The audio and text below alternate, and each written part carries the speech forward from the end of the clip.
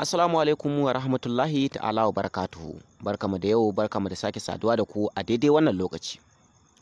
A yau ku sani cewa za mu yi maganganu masu ɗimbin yawa da kuma matuƙar amfani da cancanta na sanin cewa ya kamata a ce mu kawo muku waɗannan maganganu domin kawai a daina muku rufa-rufa, a daina muku ɓoye-ɓoye, a daina muku nuku-nuku a cikin wannan babban masana'anta ta shirya fina-finai. Haka ne yasa muka yi tattaki zuwa ga dukkanin wasu jarumai maza da mata domin mu ji ta bakin su, kuma domin ku da kanku ku ji abin da su da kansu suka faɗa mana, ba don komai ba sai don kawai farin cikin ku shine farin cikin mu. Domin mafi yawancin mutane daban-daban suka yawaita yi mana maganganu daban-daban, musamman ma a WhatsApp, ko kuma su kira mu ta waya ko su turo mana da text message. Shin me yasa wasu abubuwa muke ɓoye muku? Hakan ne yasa muka ga cewa ya kamata ce a yanzu mu daina ɓoye muku, kuma mu fito fili mu gaya muku ainihin gaskiyar abin da yake faruwa. Musamman ma yawan rigingimu da ake yi a cikin wannan babban masana'anta ta shirya fina-finai. Hakan ne ma yasa muka ga cewa ya kamata ce mu yi tattaki domin mu je ga kowane jarumi ko kuma kowace jaruma, domin kawai mu ji ta bakin su, kuma mu ji ta bakinta, haka zalika mu ji ta bakin sa. Domin mun ga dalilin da yasa za a dinga ɓoye muku abubuwa ba, domin wannan harka ko in ce wannan faɗa ya koma kamar siyasa.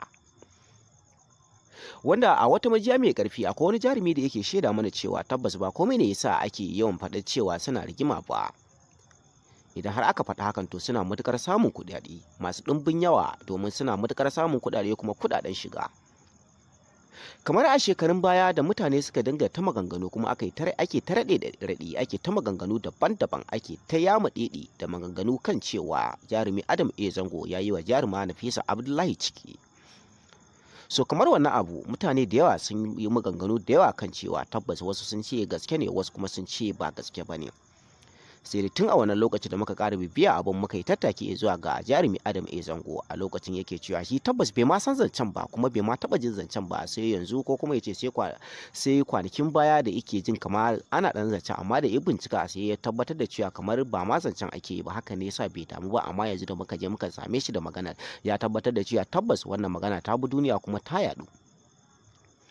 Haka zalika ita kanta wannan jaruma ta tofa albarkacin bakinta, yadda take cewa tabbas ita kanta bata san da wannan zance ba, kuma tunda take da jarumi Adam A Zango, jarumi Adam A Zango ya dauke ta ne tamkar kanwa.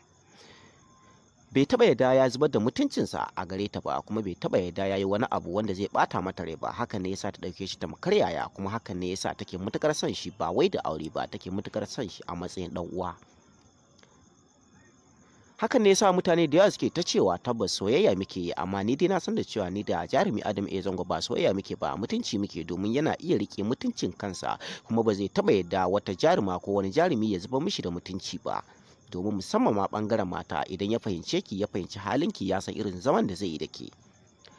Shi kansa namiji ya san irin zaman da zai da shi, domin kowanne namiji kuma kowace ya mace ya san irin zaman da yake da ita, kuma ya san irin zaman da yake da shi, ba don komai ba sai don kawai ya kare mutuncinsa, ya kare mutuncin addininsa, kuma bugu da ƙari ya kare mutuncin sana'arsa.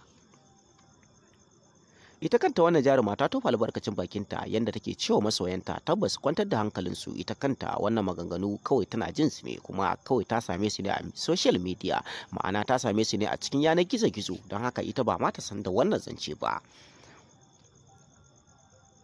Kuma ta ƙara da maganganu cewa ita fa tun da take da jarumi Adam A Zango bai taɓa kusantar ta a matsayinta na ya mace ba, sai dai kawai dai mutunci da suke yi, kuma suna yawan yawo tare gurare daban-daban. Hakan ne yasa ma mafi yawancin fina-finai ake ba su tare, wanda ma har wasu suke cewa shi saurayinta ne, suna matuƙar soyayya. Amma tabbas ta ƙara da cewa ita tsakaninta da jarumi Adam A Zango ba wai soyayya suke ba, kawai dai mutunci muke yi.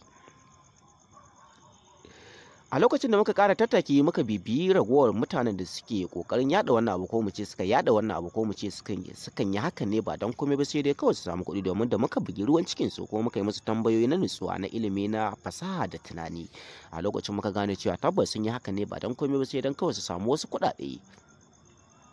Sun yi haka ne ba don komai ba sai dai su samu wasu kuɗaɗe a gurin jarumi Adam A Zango. Sai dai wani iko na Allah, jarumi Adam A Zango bai ɗauki abin da zafi ba, kuma domin